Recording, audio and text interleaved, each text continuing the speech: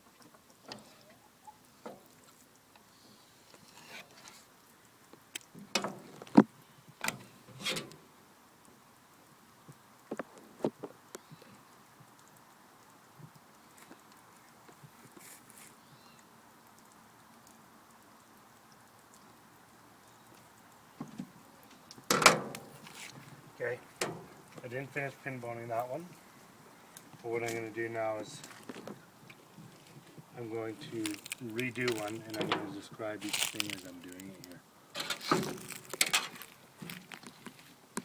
So, this is obviously not a commercial workstation, but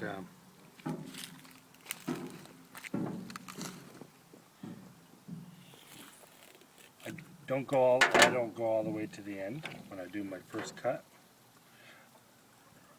I use my fingers like this, hook all the guts, and push the flap away with one finger, cut under, twist my hand down, cut the top, and then that way everything comes out all in one nice piece. Down the bloodline, not into the meat. Take your spoon, gently scoop all the blood out. There's some backbone right here that needs breaking or else the blood gets caught in there. You don't have to rinse out all the time, but I like to keep it rinsed out and clean.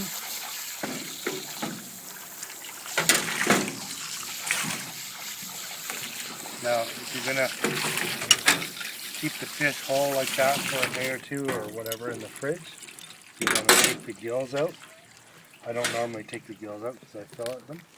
And you can see this gill, this fish has been on ice for a few days, so it's lost its color. The blood rots very quickly and it starts to stink. So typically you want to get this out before it happens while it's nice and fresh. Cut the bottom. You're trying to get both sides of the gill out at once. You can do it separately, but I like to do it all at once. So towards you, the spine, cut the bottom of that rigid part of the gill, go right through both sides, and scoop around with your little knife, and then now there's just the top. Cut that, pull that through, and the gill is out. Generally speaking, you can get it all out in one shot. Like that. Now that won't rot or stink. But if you're gonna fillet them, this is one way of filleting. There's a lot of ways of doing it. But I put the spine towards me. There's a little rigid plate behind the head, and then there's meat that goes right into behind the head. So you want to try and save that. Instead of cutting straight down, there's at least a couple ounces of meat in there. So take this fin, curl it, and then it kind of makes this rigid area more pronounced. And keep your fingers and tips and everything in. And then you just follow in and kind of go towards the head with the knife. That way you're going to get most of that meat onto your fillet.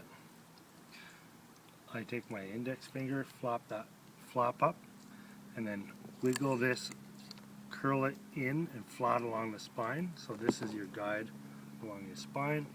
And the reason you flop this up with your finger is so you don't cut through it with the tip of your knife, because then you'll ruin that fillet.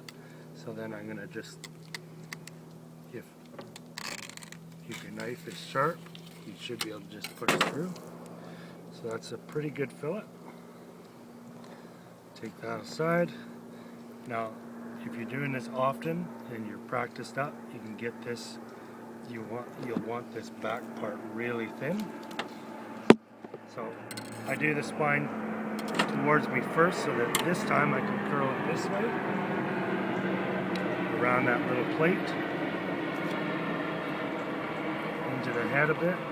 Get your fist right under that flap, and you don't want to cut through the spine behind the head here. That's easy to do.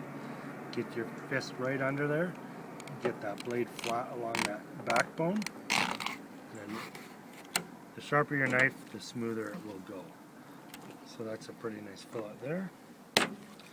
This spine, if I was practiced up, this should be really nice and thin, and there would be even less waste, but that won't be wasted. We'll get other plans for that. And then now with these rib bones, I'll just show you a couple ways of doing it. Here, you can do it in sections that are manageable until you're good at it. And you want this as thin as you can, and even thinner would be even better. So, swiping it in the direction of the ribs. And until you get good at it, you can just take 2 or 3 like that. And even one at a time if you had to. And just wiggle each rib bone out like that. Once you get good, you can take quite big swipes. Now the one at the neck I always tend to fiddle with like this. And then here, for this belly fat, some people like the belly fat, I don't. Push, and with your blade curled up slightly so that you're not taking too much meat. And until you get really good and practiced up, you can kind of just wiggle little bits at a time. And then you can take that belly and trim that, just the fatty part off, pull that up, cut around that knuckle, and then put it back down, cut the rest out. Now, that's a pretty clean fillet. If the fish is a couple days on ice, the pin bones along here come out quite nicely. It does need a couple days for the tissues to break down enough to release those pin bones. You can take them out the day that you catch it, but the problem is that it's pretty tough, and the fibers are holding those pin bones pretty well, and sometimes you end up kind of damaging the meat. Now the trick to pin bones is you pull them out in the direction that they're pointing. So on this side of the fillet, they're pointing that way. So I'm going to continue pulling them out that way. If I pull them out this way, the way it's convenient, I actually tear the meat. I cut the meat with the bone. So you start at the head and then just kind of get a rhythm going.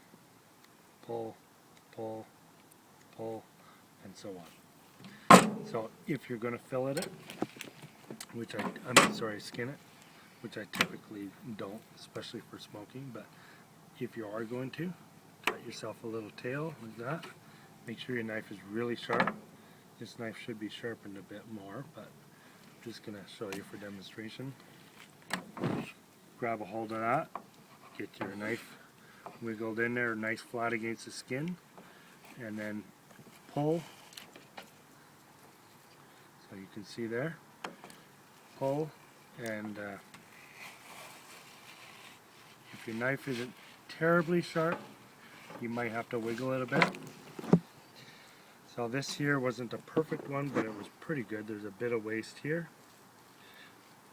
And then you're skinned, deboned, filleted. Again, I've got a few bones to take out of here. I'll just quickly demonstrate taking the ribs out of the other side of the fillet, the other side of the fish. This side you're pushing. You take a few at a time.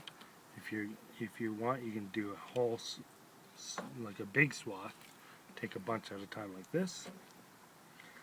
I usually take them up right until the last two and right by the head, and then I do the rib bones by the head a little more carefully.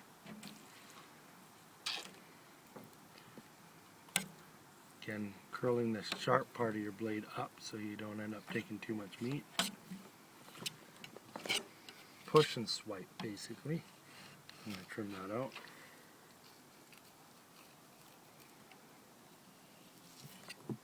It's always nicer to eat salmon without bones, or any fish. And I'll just flip the other side. That just for looks. Again, a lot of this can be eaten, but for presentation, a lot of times you'll want to trim it up as nicely as possible. I'm going to leave the skin on this one, and then I'll take the pin bones out. Hope that helps.